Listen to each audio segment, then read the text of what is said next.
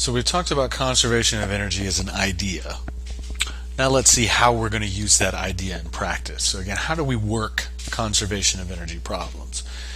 And so basically, if we're going to use our energy balance equation, there's a strategy that we're probably going to want to follow in terms of setting this up. So we'll start where we normally do. We're going to draw a couple of sketches.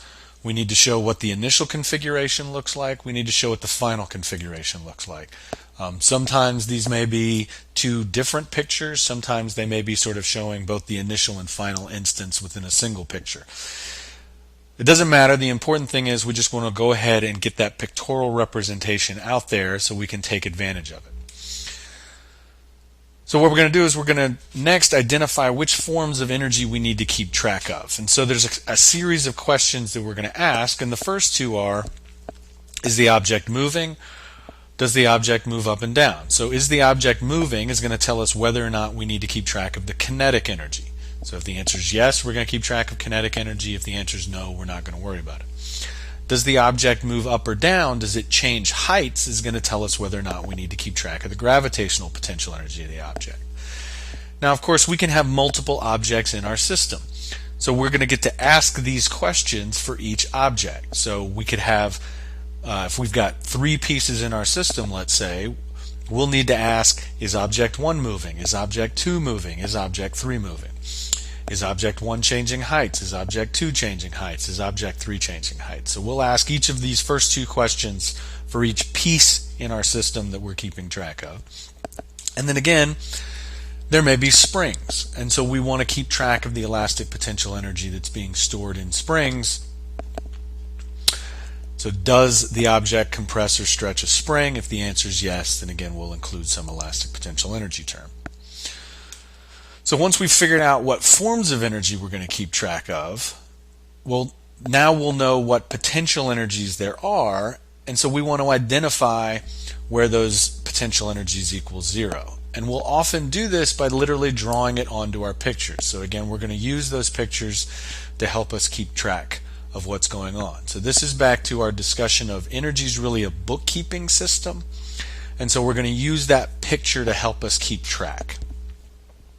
So once we've identified the 0 points for the potential energies, we're going to set up our equation. And again, this is largely just saying what are all the K terms we need to include, what are all the U terms that we need to include.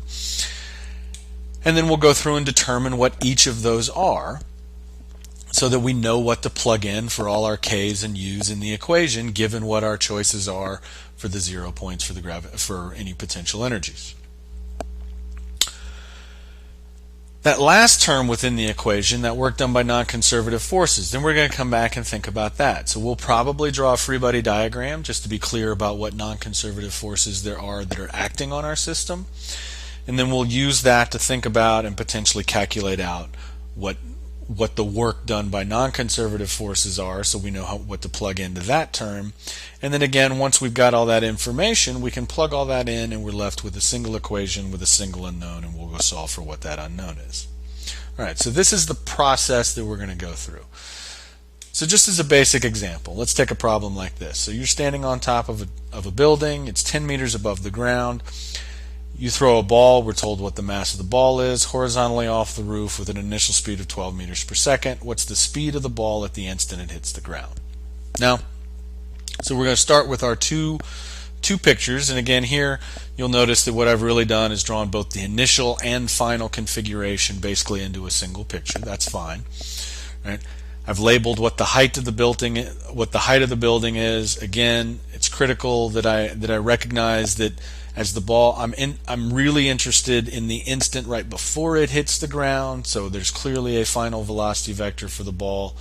I've drawn in the initial velocity vector here. And so now what I want to do is identify which forms of energy I need to keep track of.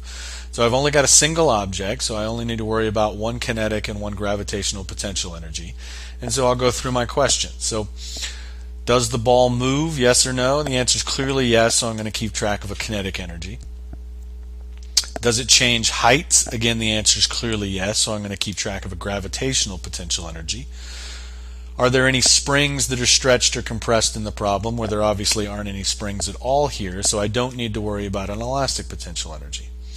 So in terms of which energies I'm going to keep track of, in this case there are really just two: the kinetic energy of the ball and its gravitational potential energy. Since one of those is a potential energy, I'm going to need to set up a 0 point for that. And again, for gravitational potential energy, I can choose where I want to put it if I'm dealing with gravitational potential energy due to the gravitational field of the Earth. And so just simply because it's easiest, I'll go ahead and choose to put the gravitational potential energy 0 point to be where it hits the ground. So I've basically said that at the final instant, the gravitational potential energy is going to be 0. So now I can set up my equation, and you'll notice that my equation has the two energies I've said that I need to keep track of, both initial and final, and then the work done by non-conservative forces. And so now I want to go through and think about each one of those energies. And so the initial kinetic energy, well, it's moving initially, so I'm going to calculate the kinetic energy for any object that's moving is 1/2 mv squared. If I want the initial kinetic energy, I just want 1/2 m times the initial speed squared. Final kinetic energy, again, it's moving, so that's going to be 1/2 mv final squared.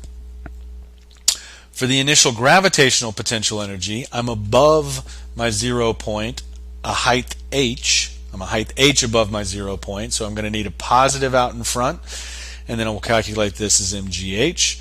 And then again, for my final gravitational potential energy, well, I'm at my 0 point, or the ball is at the 0 point at the end. So again, based on my choice, the final gravitational potential energy is 0. So I can go plug all these into my equation.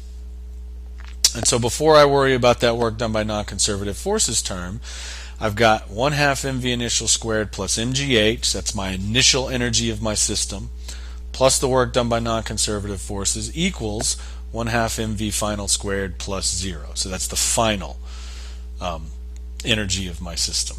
And again, mostly what this is telling me is that without worrying about the work done by non-conservative forces here for a second, I'm starting with energy. The energy of my system is initially in two forms: kinetic and potential, gravitational potential energy, but it's all being converted into kinetic, which means that I expect the ball to be moving faster when it hits the ground, and that certainly makes sense relative to what our experience is. So now I need to go deal with the work done by non-conservative forces term. So how do we want to do that? Well, again, it's often useful to say, well, let me start by drawing a free body diagram. And once I release the ball, which is sort of the scenario that I'm interested in here, the only force that acts on it is the gravitational force. The gravitational force is conservative, right? It's one of our two conservative forces. So I don't need to worry about the work done by non-conservative forces here because there are no non-conservative forces. So clearly the work done by non-conservative forces is 0, and so I can go plug that into my equation. So now I've got everything set up to go ahead and solve. I'm not going to show the algebra, but basically just sort of skip through to show that the final answer ends up being that the final speed where the ball hits the ground is equal to the square root of its initial speed squared plus 2gh. Again, just as a point of emphasis, we've set up this problem so that g is always positively valued by the way that we're choosing to deal with the gravitational potential energy. So I'm plugging in 12, that gets squared, plus 2 times positive 9.8 times 10, which was the height of my building. Take the square root of all that, and I get 18.4 meters per second. So this is the framework that we're going to use. And again, we'll make these problems increasingly complicated by basically adding in more energies. So we can add in elastic energy, we can add in more masses, so we've got more kinetic energies, more gravitational potential energies. We can add in work done by non-conservative forces. So we can make the problem more complicated, but this process is going to basically be the same as we work through any of these conservation of energy problems.